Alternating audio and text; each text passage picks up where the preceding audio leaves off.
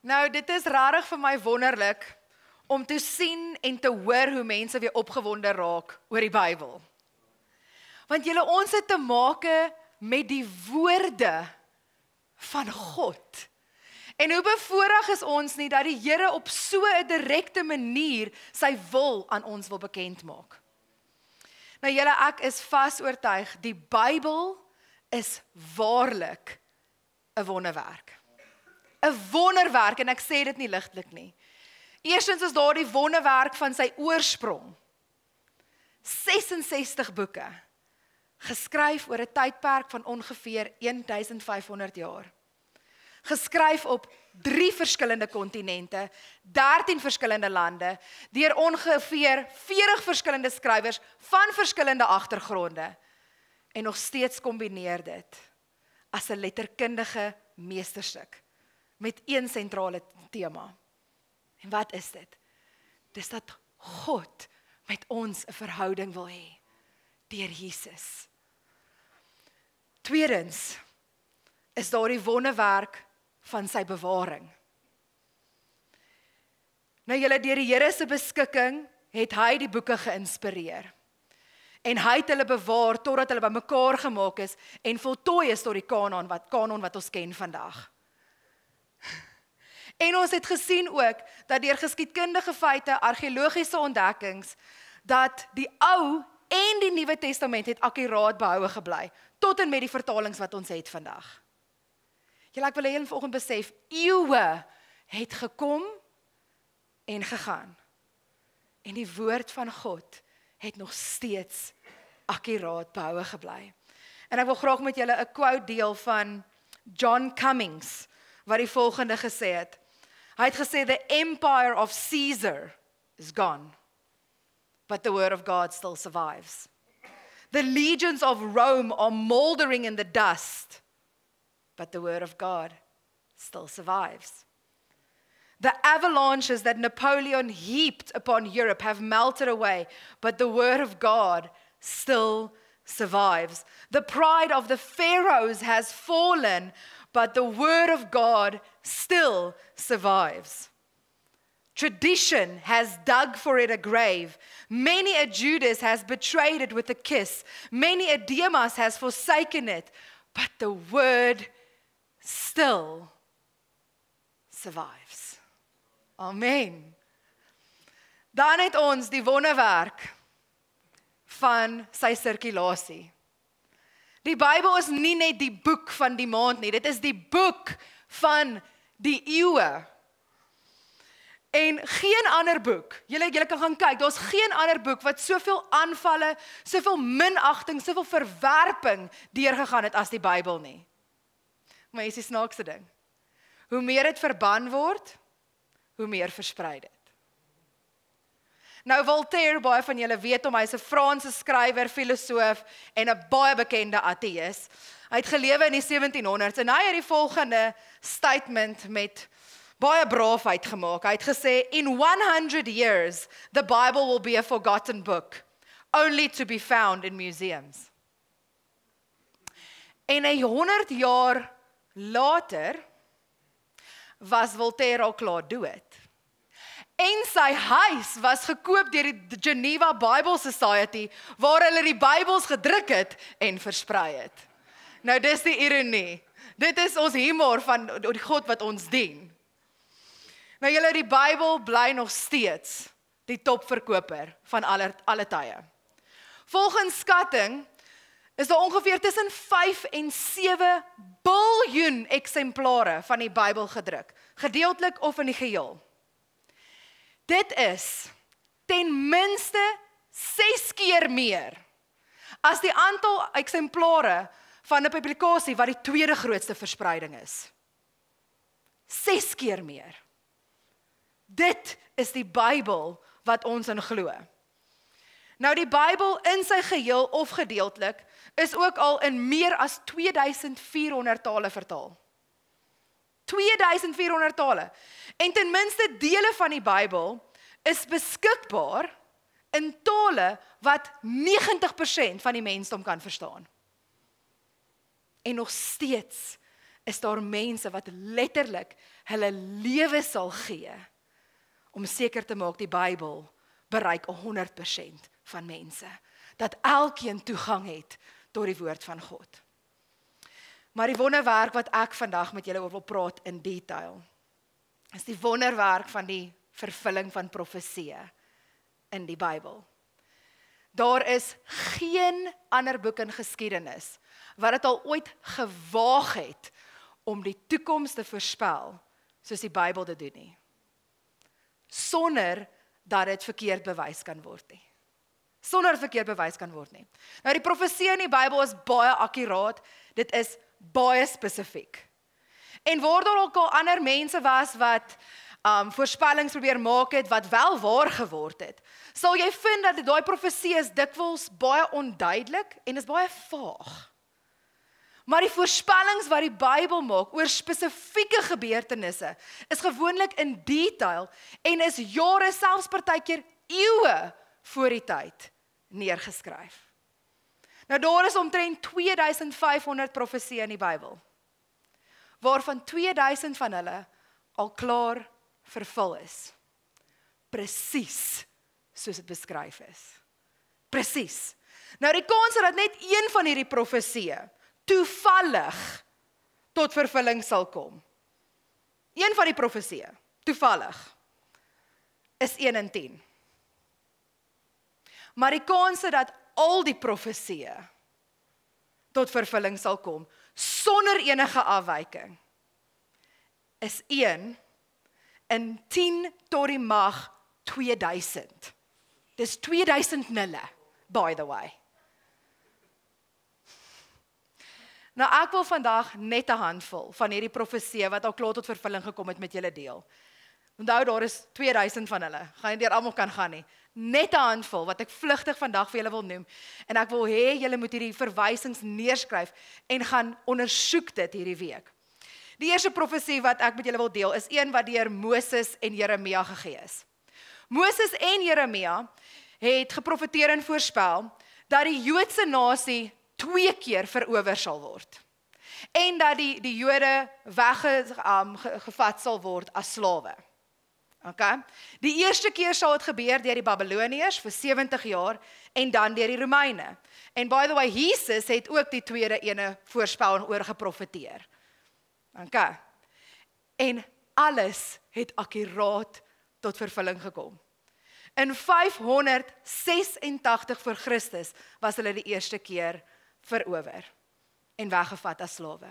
En toe was hulle weer in 70 na Christus weer verower en as slawe weggevat. En hierdie profeseë gaan nog aan en dit sê dat die Joodse nasie sal ook verstrooi word reg deur die wêreld vir generasies. Maar dat daar 'n dag sal kom waar die Jode weer sal teruggaan na die land Palestina en hulle sal hulle self hervestig.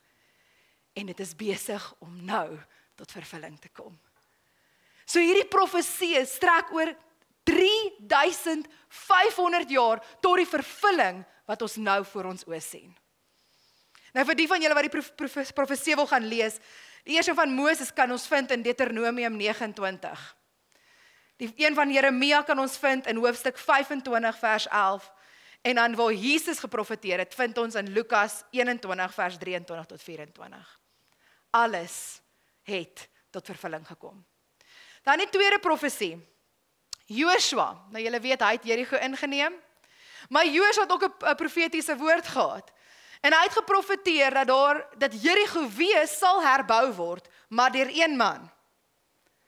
Nou, dit kan nog gaan, maar hy was nog meer spesifiek. Hy het gesê dat sy oudste seun, hierdie man se oudste seun sal sterf in die begin van die konstruksie en sy jongste seun sal sterf net voor dit voltooi is.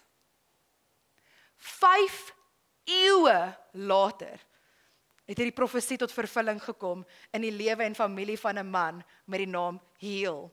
En ons lees dit in 1 Koning 16 vers 34. Hoe het dit tot vervulling gekom? In sy dae het Heel van Bethel Jerigo opgebou. Ten koste van Abiram, sy eersgeborene, het hy sy fondament gelê. en ten koste van Segub, sy jongste, sy poorte opgerig, wat gewoonlik heel laaste gedoen was, volgens die woord van die Here, wat hy deur die diens van Joshua, die seun van Nun, gespreek het. Dan die volgende profesie is deur Jesegiel gegee. En so in Jesegiel 26, wat by the way geskryf is in 587 voor Christus, hou daai datum in gedagte. So hierdie profesie is geskryf in 587 voor Christus. En daar was geprofeteer dat die magtige stad van Tyrus verwoes sal word. Nou gaan lees Jesegiel 26. Elke vers word in detail beskryf hoe dit gebeur het. Ek gaan net 'n paar verse vir julle uitlig in Jesegiel 26. Hier is wat gesê is: Ek laat baie nasies teen jou optrek, soos die see sy golwe laat optrek. Ek sal sy puin van hom af wegvee en hom 'n kaal rots maak. Hy sal binne in die see 'n droogmaakplek van nette wees. Dit is baie spesifiek. Kyk, ek laat Nebukadneser, die koning van Babel, die koning van die konings van die noorde af, teen Tyrus kom, maar jou sal ek tot 'n voorwerp van verskrikking maak, en jy sal daar nie wees nie. Jy sal gesoek word, maar vir ewig nie meer gevind word nie, spreek die Here. In 573 voor Christus het Nebukadneser Tyrus verwoes. Verwoes. En tot vandag toe is dit nog net die ruïnes wat oorbly. Niks anders nie. En ek wil hê julle moet na hierdie foto's kyk. Dit is hoe Tyrus vandag lyk. Dit bestaan nie meer nie. Dis al wat bestaan. Tot en met vandag toe. Only the ruins can be seen. Never again. En so verwaar, dit is vandag nog 'n plek waar visserbote gaan om binne in die see hulle nette te gaan oopmaak op die kaalrotse van wat oorgebly het van Tyrus. Hierdie was nie per toeval nie. Hierdie is die vervulling van God se woord. En dan 'n laaste profesie wat ek met julle wil deel is Jesaja. Jesaja het jare tevore het hy geprofeteer dat daar 'n koning gebore sal word met die naam Kores, of in Engels spreek ons sy naam uit, Cyrus. En daar word in detail beskryf hoe Kores sal kom en hy sal die magtige stad van Babylon verwoes. En hy sal die Jode uit slawerny verlos en hy sal toelaat dat hulle kan terugkeer Jerusalem toe om dit te herbou. En net so het dit gebeur. Selfs 'n geskiedkundige, 'n Griekse geskiedkundige Herodotus het bevestig dat hierdie het wel gebeur. Julle, die Here wat ons dien, alles wat hy spreek sal waarlik tot vervulling kom tot die laaste letter. En as jy hierdie storie van Kores wil gaan lees dit in Jesaja 44.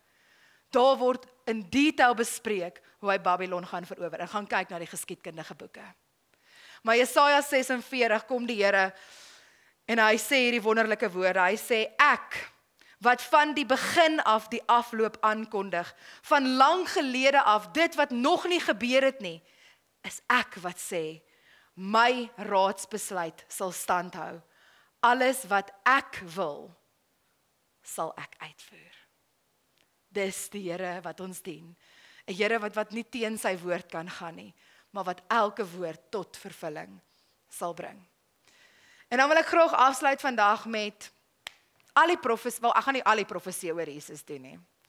Maar ons moet onthou dat daar was baie profesie wat oor Jesus, oor die Messias uitgespreek is. Van sy eerste koms na aarde, 2000 jaar terug. En daar is oor die 300 profesieë wat net gaan oor die Messias. Net gaan oor die Messias. Nou, 'n wiskundige, Pieter Stauner, het die waarskynlikheid bereken van een persoon wat net 8 van die messiaanse profesie vervul. Een persoon, net 8 van die 300 profesie vervul. Wat is die kanse? 1 in 100 kwadriljoen, nie biljoen nie, nie triljoen nie, 1 in 100 kwadriljoen. 8 profesieë. Vir een persoon om al daai profesieë te vervul, is onmoontlik om te bereken. En die woord wonderwerk skiet vir my amper tekort. Maar Jesus, dis in alles in Jesus vervul. En dit laat my mond oophang om te dink, dit is die God wat ek dien. Hy maak die onmoontlike moontlik. En ek wil net 20 van hierdie profesieë vanoggend met julle deel. Daar's oor die 300. Gaan net 20 vanoggend met julle deel. En wat ek wil hê julle moet doen is, en ek wil regtig vra dat julle dit 'n studie sal maak hierdie week. Ek gaan eers vir julle die verwysing gee uit die Ou Testament uit, waar dit geprofeteer is. En dan die laaste verwysing is in die Nuwe Testament waar dit tot vervulling gekom het. En julle sal sien dat dit dikwels woord vir woord tot vervulling gekom het, tot en met die laaste detail. Gaan lees dit vir julle self. Ek het nie tyd om al die verse vir julle te lees nie. Gaan net 20 van die hoofprofesieë met julle deel. Eerstens, die Messias sal vooraf gegaan word deur 'n boodskapper. En ons weet dit was Johannes die Doper. Tweedens, die Messias sal gebore word in Bethlehem. Ons weet ook dit was 'n wonderwerk. Die Messias sal kom uit die stam van Juda. Die Messias sal gebore word uit 'n maagd. Onmoontlik. Die Messias sal genoem word Immanuel, God by ons. Die Messias sal uitgeroep word uit Egipte en ons weet hulle moes vlug Egipte toe. En daar was 'n engel van die Here wat weer verskyn het aan Josef en gesê het, jy kan maar weer terug. Hy sal uitgeroep word uit Egipte. Die Messias sal in gelykenisse praat. Die Messias is gesalf om die evangelie aan die armes te bring, om die wat verbryseld van hart is te genees, en om aan die gevangenes vrylating te verkondig, en aan blindes herstel van gesig, om die wat gebroken is in vryheid weg te stuur, en om die aangename jaar van die Here aan te kondig. Nommer 9. Die Messias sal Jerusalem binnegaan op 'n donkie. Yes, die profesie is daarom baie spesifiek. Die Messias sal verraai word vir 30 silwer muntstukke. Baie spesifiek. Die Messias sal verwerp word deur sy eie mense. Die Messias sal doodgemaak word. En die skape van sy kudde sal uitmekaar gejaag word. En ons weet, die oomblik toe Jesus in gevangenis geneem is, het al sy volgelinge en disippels, they were scattered. Hulle het weggevlug. Die Messias sal sy mond nie oopmaak voor sy aanklaers nie. Die Messias se hande en voete sal deurboor word. En hierdie was honderde jare geskryf voordat die kruisiging al bestaan het. Die Messias se bene sal nie gebreek word nie. En ons weet, Jesus aan die kruis, hulle het gewoonlik hulle bene gebreek sodat hulle vinniger kon doodgaan. Jesus se bene was nie gebreek nie. Die Messias se klere sal deur looitjies versprei word. En ons weet, die wagte het Jesus se mantel gevat en het in dele opgeskeer en looitjies getrek. Die Messias sal dors word en asyn sal vir hom gegee word. Die Messias sal uitroep, baie spesifiek, my God, waarom het U my verlaat? En ons weet, hierdie was van Jesus se laaste woorde aan die kruis. Die Messias sal begrawe word in 'n ryk man se graf. En dan het Jesus self 3 keer sy eie dood en opstanding voorspel. 3 keer. En is deur Matteus, Markus en Lukas, al 3 kere is deur hulle opgeteken. En ons weet dat alles wat Jesus gesê het tot vervulling gekom. En ek eindig af met hierdie quote wat Dr. Charles Ryrie gesê het. Hy het gesê, by the law of chance, it would require 200 billion Earths, each populated with 4 billion people, to come up with one person who could achieve 100 accurate prophecies without any errors in sequence. But in Christ's coming alone, there were not 100, but over 300 prophecies fulfilled. And that's just the tip of the iceberg, because that's only the prophecies dealing with his first coming. Nou julle, as die Bybel bevestig dat dit so akkuraat en betroubaar is in die vervulling van profeseë, dan dink ek ons kan maar met vrymoedigheid sê dat die oorblywende 500 profeseë oor die wederkoms ook tot vervulling sal kom. En mag elkeen van ons nooit ooit weer Jesus of sy woorde ligtelik opneem nie. Want wat hy sê, sal tot vervulling kom. Every word that proceeds from his mouth will not return to him empty. En ek wil vanoggend vir die Here dankie sê, en ek hoop jy wil vanoggend vir die Here dankie sê, dat al voel dit vir jou of daar nog beloftes oor jou lewe is, wat nog nie tot vervulling gekom het nie. God is not a man that he can lie. His word is true, and it will come to pass.